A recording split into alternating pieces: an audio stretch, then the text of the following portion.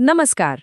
आज के इस खास विश्लेषण में हम कंपनीज एक्ट 2013 के चैप्टर 9 को डिकोड करने वाले हैं। लेकिन रुकिए, ये कोई बोरिंग लीगल लेक्चर नहीं होने वाला है। इसे हम एक एकदम सस्पेंस से भरी कॉर्पोरेट लीगल थ्रिलर की तरह देखेंगे।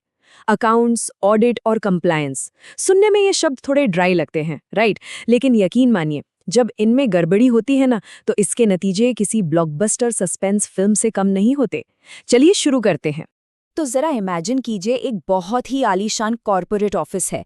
माहौल में एकदम टेंशन है। हमारे पास 3 मुख्य किरदार हैं। डिजाइनर सूट पहने डायरेक्टर राहुल, कंपनी के स्टैट्यूटरी ऑडिटर शर्मा जी और कंपनी सेक्रेटरी यानी CS गुप्ता। तीनों के माथे पर पसीना है। क्यों? क्योंकि ये तीनों नेशनल कंपनी लॉ ट्रिब्यूनल यानी NCLT के कड़े कानूनी एक्शन का सामना करने वाले हैं। कटघड़ा रेडी है, जज साहब सामने बैठे हैं। अब सवाल ये है कि आखिर इतनी बड़ी नौबत आई कैसे? कहानी की शुरुआत होती है कॉर्पोरेट क्राइम के सीन से। बोर्डरूम में इस वक्त पूरी तरह से पैनिक फैला हुआ है।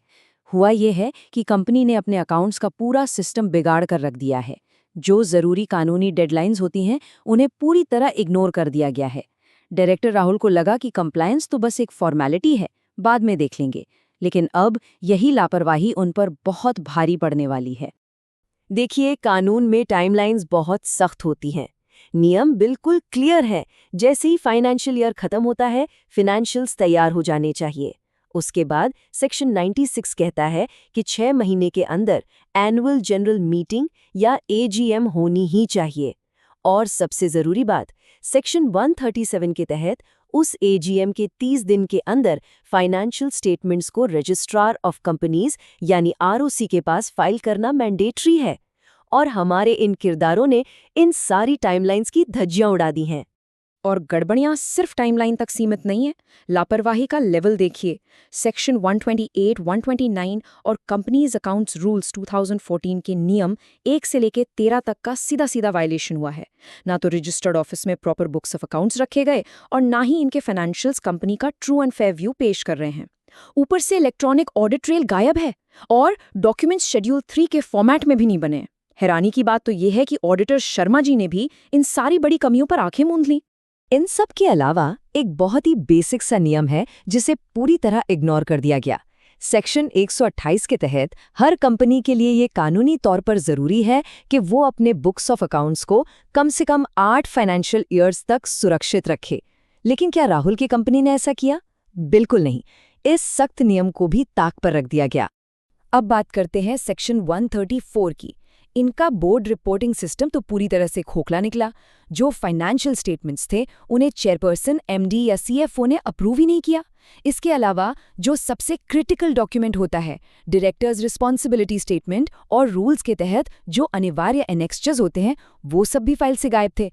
ना इंटरनल फाइनेंशियल कंट्रोल्स का कोई जिक्र था, ना फ्रॉड रोकने की कोई रिपोर्टिंग। इस भयंकर लापरवाही का नतीजा ये हुआ कि इनकी आगे की सारी फाइलिंग्स कानूनी तौर पर इनवैलिड हो गईं। अब यहाँ से हमारी कहानी में एक दिलचस्प ट्विस्ट आता है।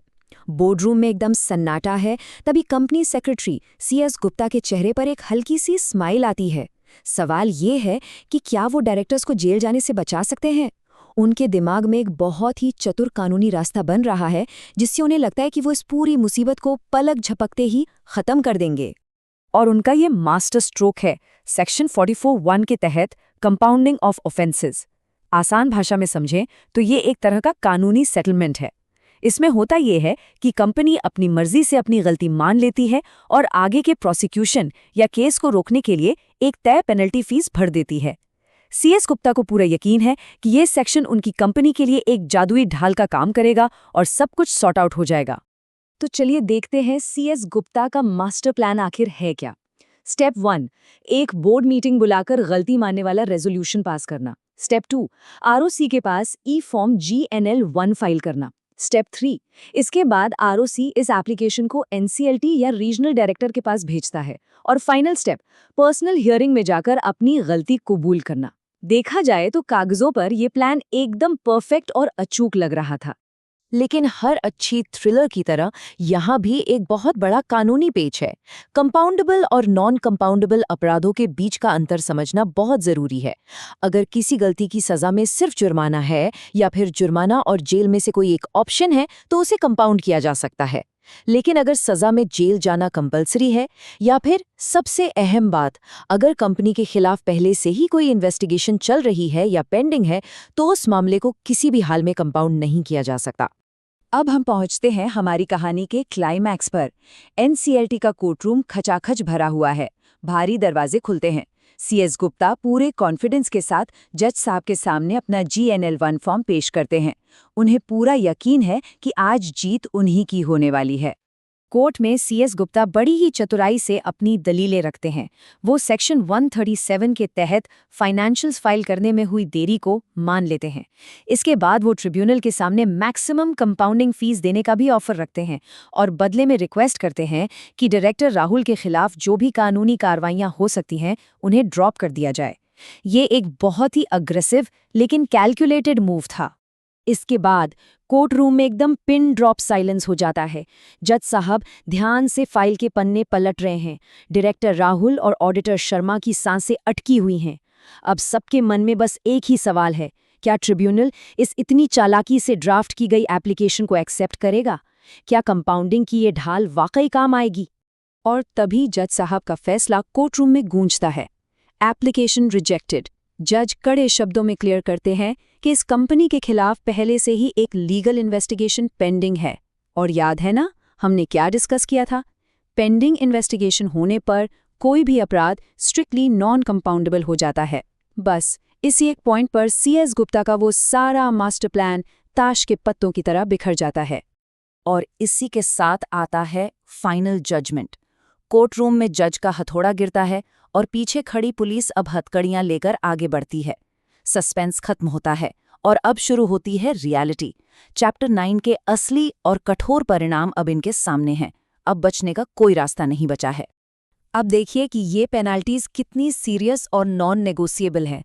सेक्शन 137 को फॉलो न करने की वजह से कंपनी को 1000 रुपये हर दिन का जुर्माना देना होगा, जो बढ़कर 10 लाख रुपए तक जा सकता है।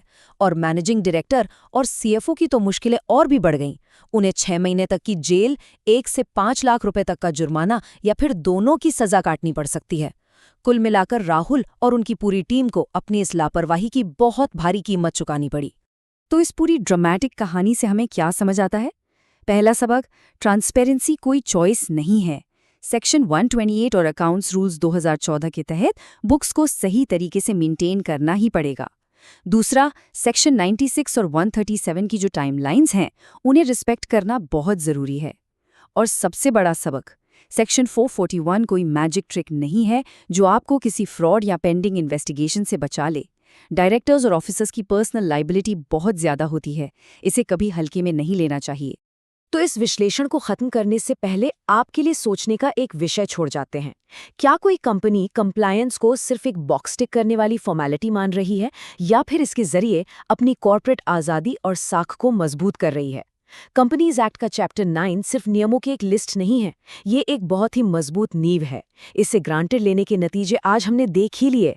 इसलिए हमेशा याद रखिए, कानून की नज़र से कुछ नहीं छुपता। आज के लिए बस इतना ही, फिर मिलेंगे।